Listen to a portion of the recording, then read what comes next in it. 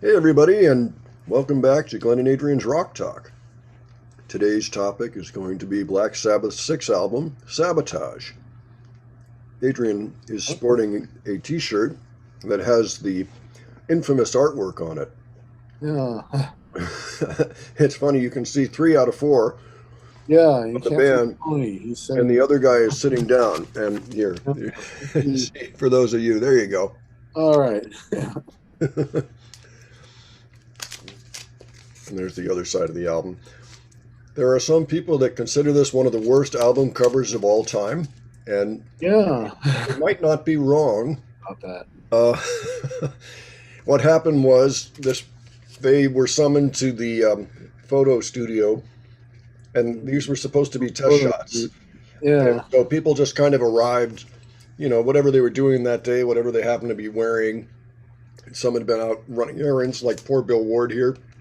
He apparently is wearing his wife's red tights. Tights, yes. Yes, and Ozzy's got a kimono. Anyway, Yeah. but it's so bad that it's classic somehow. It's actually been parodied by other artists now. So this album did okay. It's Yeah. it's pretty A high. lot of This was, lawsuits during the recording of the album, I believe. yeah, There was a lot of legal action going on. They were that's getting right. writs delivered to them at the mixing board.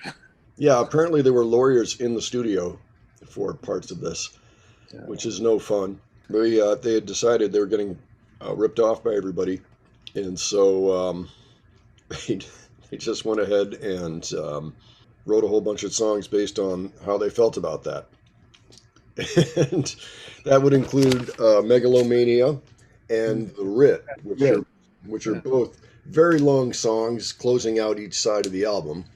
Mhm. The Writ is actually one of the few times Ozzy has Ozzy written a song, wrote the- lyrics, because he was so mad at his former manager. Maybe you know the names of these guys, Adrian. Patrick Meehan, I think, was the manager that they were having problems with.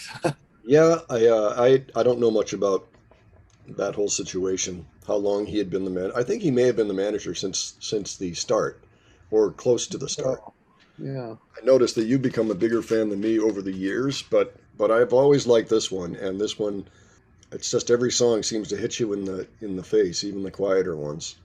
yeah, Um, would you like yeah. to? Well, it starts with I think the first song, "Hole in the Sky." I think that's actually about jail or prison.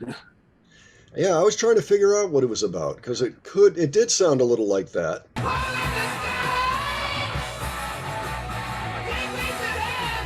But then I'm like, well, wait, well, then what is Hole in the Sky?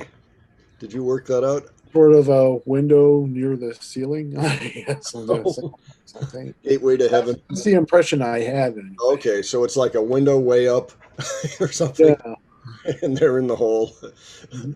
at prison. Okay, well, that would make sense. I think that's. I don't know for sure, but I think. Fair enough. But that's a great song. It drives really hard, and Yeah. it's one of the few songs on the record that just maintains the same rhythm throughout. I mean, it's a great song and it drives and it's got a few different great riffs in it, like so many of these Sabbath tracks. You can't have just one classic riff. You've got to have two or three in each song. Mhm. And so this one does that, and then it goes into this is an under a minute, really kind of an introduction to Symptom of the Universe. Is that about right? Did you say? Yep.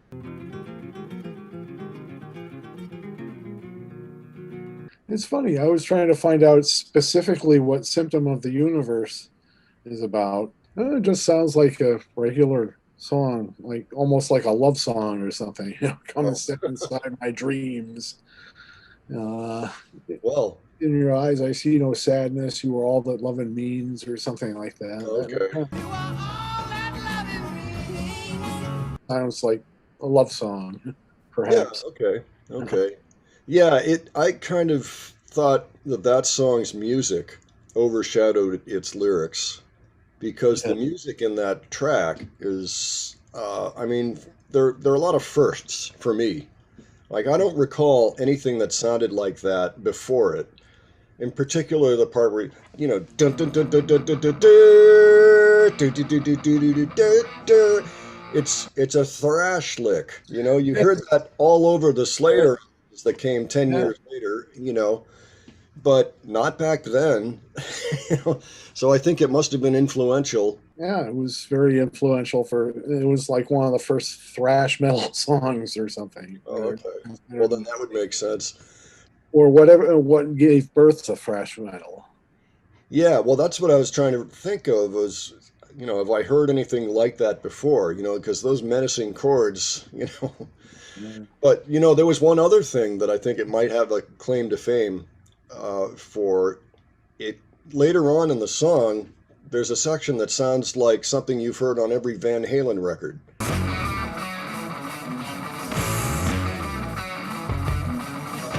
As I was listening to it, I'm like, this is Van Halen, 1975. Like this, they must have heard this and been all over it. Hmm. So that brings us to Megalomania. Yeah.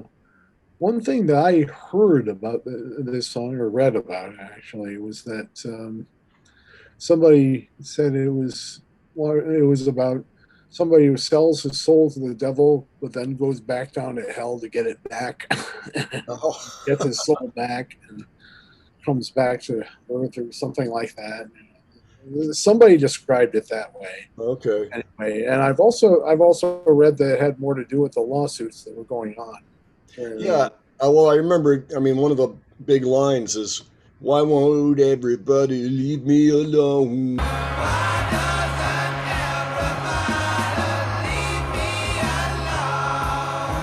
So, yeah, the walls were closing in, I think, on the band members and Ozzy and Geezer and, just everybody was feeling the pressure, like everybody coming at them. And it's like, we're trying to make an album here. And Yeah. you guys are, You just get out of my life or something like that. That sounds like something you might say to him. yeah, So, exactly. Exactly. And it feeds into the Sabotage theme too, so yes. of course. Well, so that's the end of side one. And then that takes us to side two, is the thrill of it all. Now, this is a track. I don't know what your thoughts are on it, but I was impressed with how many times. Do you remember how I said "Hole in the Sky"? It's always the same rhythm throughout. Well, this one changes rhythm 3 times before it actually gets around to singing, the singing part. And all 3 sections are really pretty cool from a musical Yeah. standpoint. Yeah, and they're all big riffs. They're all good ones. Yeah.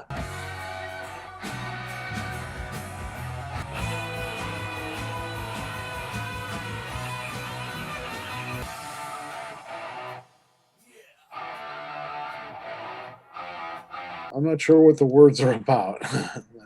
Yeah, I have some hints. Can you tell me, Mr. Jesus? Why don't you tell me if you can? When you see this world we live in, do you still believe in man? And yeah, yeah. I kind of wonder if it's something along those lines. I guess. Could be, could be.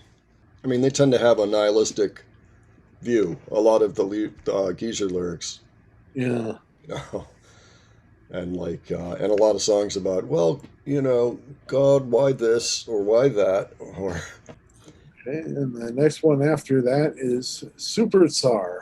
that's right, Let's that's go a right. little play on words there. Yeah, yeah. It's a stumbler. I always have to look when I'm when I'm trying to spell it. I always have to double check. Mhm. But yeah, very interesting instrumental piece with chorale sections. And I actually thought at one point while listening to it that I think some of it could have made its way into the Koyaanisqatsi Scotsy movie. It sounds like something that Philip Glass recently did. But Yeah, but it wasn't recent. It was 1983. no, it's 1983. Yeah, Wow. yeah, it was a movie, and he did the soundtrack, and it's actually a classic soundtrack. But Ah, I believe that it. but that song Superzar, uh, just sounds to me like something that could have been slotted in somewhere on the soundtrack album, and you wouldn't have even noticed. It's a little bit. It's a nihilistic movie.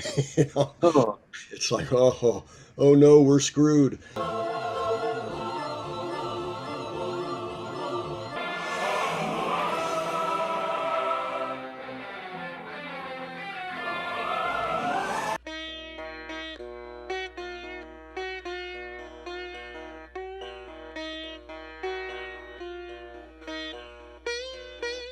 yeah, Next track is "Am I Going Insane?" / Radio. yeah. And apparently, it's the only mix that survived. I guess the only mix of the song, and it happened to have the word radio like in parentheses in the title. It's not really a radio version of anything. Right. It was just in the title. It's just kind of a subtitle or Yeah. another. That's funny. Yeah, that would be confusing.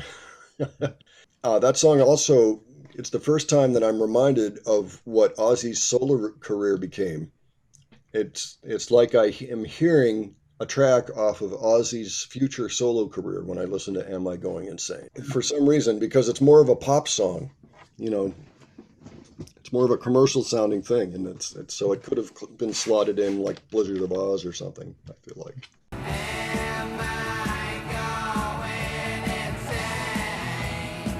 The Writ. It's the only song I know of that was penned by Ozzy. Yeah, and he was very angry. Could be why it kind of resembles some of his solo material. Yeah, and I like the way he uses the very top of his register to sing. I mean, you Oh yeah, really hear the anger in his voice.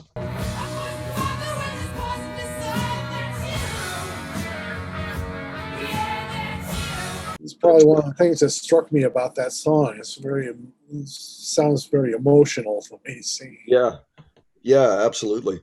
And yeah, actually, to be fair, that one too, I felt like almost could have been a later solo track. Like those two, not quite as much as "Am I Going Insane?" Radio, but still, it feels like it could have been slotted in one of those first two or maybe three albums. But yeah, that's a powerful track. So you've got just these 8 tracks, and they play so well. I mean, really, this is a more consistent album to my ears than, gosh, I don't even know most of the records that came before it. Yeah, there aren't any songs I skip over. Yeah, it's like by the time you get to the end, you just want to flip it and play it again. Yeah, yeah, there are no records you can say that about. Yeah, yeah. Well, great. So, what would you rate this in the general scale? Up I to would rate this a 4.5. I think. Yeah, it seems about right. A real milestone, too. I mean, well, just it's kind of amazing they were even able to make an album at this point, with Yeah, everything going on. And it's considered by many to be the last great album, at least in the Sabbath catalog during Ozzy's first time through, and possibly for all time, depending on what kind of stuff you liked best about the band. I like some of the Dio albums, oh yeah, same here. so they did other Dehumanizer good is work. probably my favorite Dio album. Which one? Dehumanizer. Ah, okay. It came out in '92, so it's a bit later than the other Dio albums, but Okay. Oh, it was a spectacular one. great. Oh, that sounds like an endorsement. Yep. All right. Well, any closing thoughts? Well, great album. I don't know what else to say. Yeah, yeah. I must concur. Anybody, especially if you like Led Zeppelin, excuse me, or Deep Purple, probably something like that, or it's just it's a classic band, and many bands took their cues from this one, and specifically this album. So definitely recommended. All right. Well, thank you for joining us. And if you enjoyed our talk, then by all means, give us a like. Make sure you're subscribed. Tell your friends. Share it with anybody that you think might enjoy it, and leave comments for anything you might like us to speak on next. With that, I hope you all have a great day. Take care, folks. See you later.